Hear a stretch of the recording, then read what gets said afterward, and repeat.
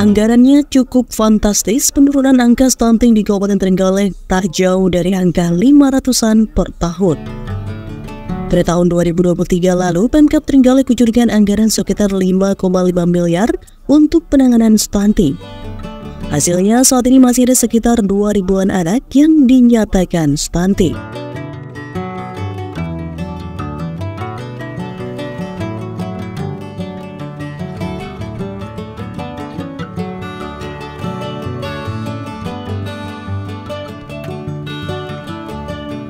Berdasarkan data Dinas Kesehatan Pengendalian Penduduk dan Keluarga Berencana atau Dinkes PPKB Trenggalek, jumlah anak stunting di Kabupaten Trenggalek pada tahun 2022 sebanyak 2.950 anak. Sedangkan pada tahun 2023, jumlah anak stunting turun menjadi 2.343 anak. Artinya penurunan stunting dalam setiap tahunnya mencapai sekitar 500-an.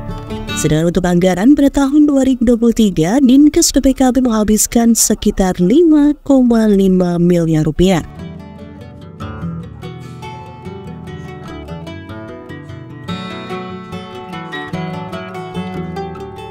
Lebih lanjut, Kepala Dinkes PPKB Kabupaten Trenggalek Dr. Sunarto menjelaskan mayoritas anak stunting di Kabupaten Trenggalek berusia di atas 2 tahun hingga 5 tahun. Usia tertinggi stunting berada di kelompok usia 2 hingga 3 tahun. Awalnya mereka tidak stunting, tapi berikutnya menjadi stunting. Kondisi ini rata-rata terjadi sejak usia bayi 6 bulan ke atas. Stunting ini terjadi karena adanya peningkatan kebutuhan asupan gizi dan kurangnya asupan gizi.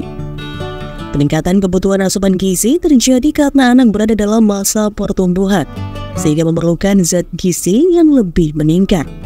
Seperti halnya anak yang sering sakit dan lain sebagainya.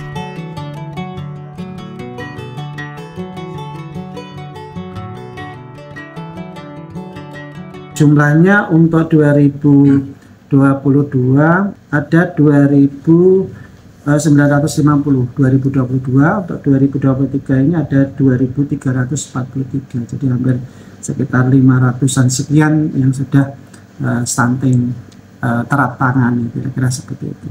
Mayoritas di atas 2 tahun. Jadi di atas 2 tahun sampai dengan 5 tahun yang tertinggi di situ. Yang tertinggi lagi jadi antara 2 sampai dengan 3 tahun. Berarti artinya dia lahir sebenarnya tidak stunting. Tidak stunting. Tidak stunting, tapi berikutnya menjadi stunting itu tadi. Jadi mulai dari 6 bulan ke atas itu sudah mulai tambah seperti itu. Jadi stunting itu terjadi karena peningkatan kebutuhan. Yang kedua itu karena memang kurangnya asupan. Peningkatan kebutuhan itu terjadi karena memang dia masa pertumbuhan. Masa pertumbuhan jadi memerlukan zat gizi yang lebih meningkat. Misalnya 1 sampai dengan 3 tahun itu kan memerlukan 1.350. Kemudian berikutnya naik lagi menjadi 1.600. Nah itu kalau tidak dicukupi. Terus yang kedua, peningkatan kebutuhan itu karena sering sakit ya. Orang sering sakit itu memerlukan asupan yang lebih banyak di dalamnya. Nah, pertumbuhan itu terjadi gangguannya yang harus dilakukan untuk mengatasi pertumbuhan itu pengatur pola makan. Jadi kalau dia kebutuhannya meningkat harus ditambahkan.